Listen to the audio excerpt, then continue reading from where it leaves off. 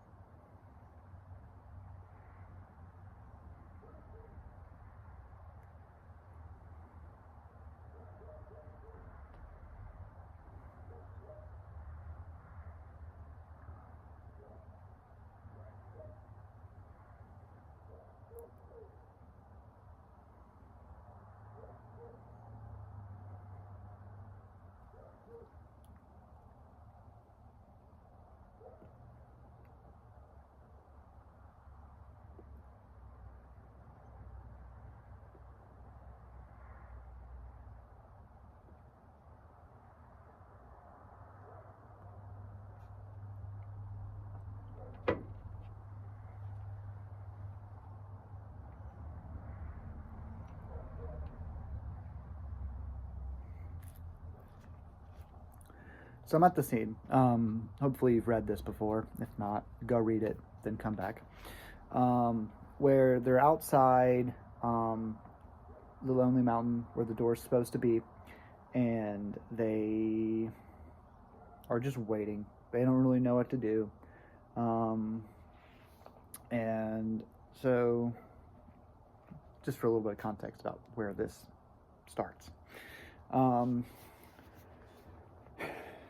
Tomorrow begins the last week of autumn, said Thorin one day. And winter comes after autumn, said Bifur. And next year after that, said Dwalin. And our beards will grow till they hang down the cliff to the valley before anything happens here. What is our burglar doing for us? Since he has got an invisible ring and ought to be a especially excellent performer now, I am beginning to think he might go through the front gate and spy things out a bit. Bilbo heard this. The dwarves were on the rocks just above the enclosure where he was sitting, and good gracious, he thought. So that is what they are beginning to think, is it? It is always poor me that has to get them out of their difficulties, at least since the wizard left. Whatever am I going to do? I might have known that something dreadful would happen to me in the end. I don't think I could bear to see the unhappy Valley of Dale again, and as for that steaming gate... That night he was miserable and hardly slept. Next day the dwarves all went off wandering off in All went wandering off in various directions. Some were exercising the ponies down below. Some were roving about the mountainside. All day Bilbo sat gloomily in the grassy bay. Excuse me. All day Bilbo sat gloomily in the grassy bay, gazing at the stone, or out west through the narrow opening. He had a queer feeling that he was waiting for something. Perhaps the wizard will suddenly come back today, he thought.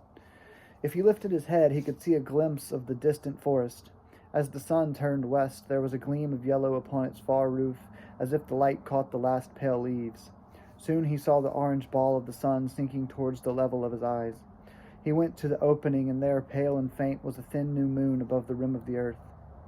At that very moment he heard a sharp crack behind him. There on the gray stone in the grass was an enormous thrush, nearly coal-black, its pale yellow breast freckled with dark spots. Crack! It had caught a snail and was knocking it on the stone. Crack! Crack! Suddenly Bilbo understood.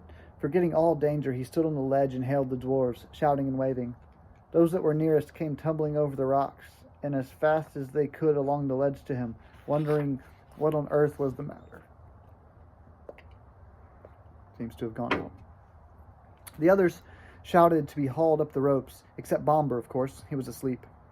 Quickly, Bilbo explained. They all fell silent, the hobbit standing by the grey stone and the dwarves with wagging beards watching impatiently. The sun sank lower and lower, and their hopes fell. It sank into a belt of reddened cloud and disappeared. The dwarves groaned, but still Bilbo stood almost without moving.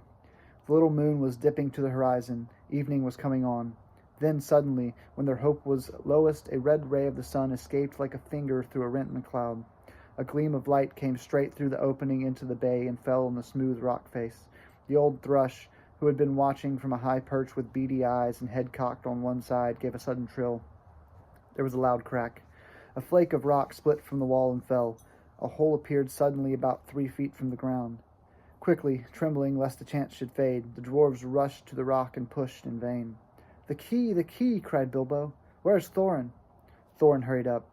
The key, shouted Bilbo. The key that went with the map. Try it now while there is still time.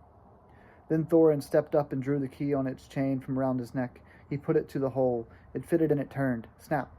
The gleam went out, the sun sank, the moon was gone, and evening sprang into the sky. Now they all pushed together, and slowly a part of the rock wall gave way. Long, straight cracks appeared and widened. A door 5 feet and 3 broad was outlined, and slowly, without a sound, swung inwards. It seemed as if darkness flowed out like a vapor from the hole in the mountainside, and deep darkness in which nothing could be seen lay before their eyes, a yawning mouth leading in and down.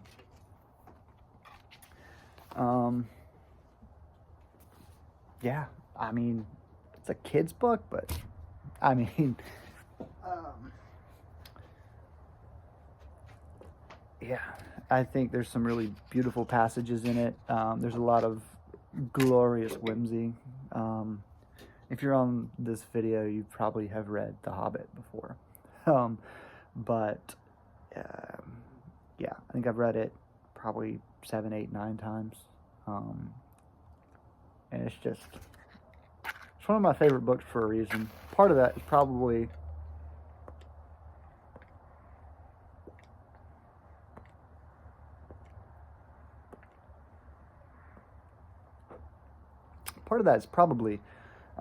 that I read it at the right age for the first time, the quote right age, and was just taken with the magic of it. But I think it holds up remarkably well.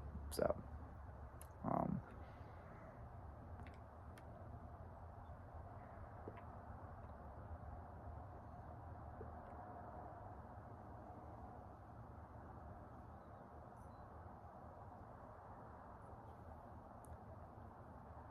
yeah, dude, beautiful night. So.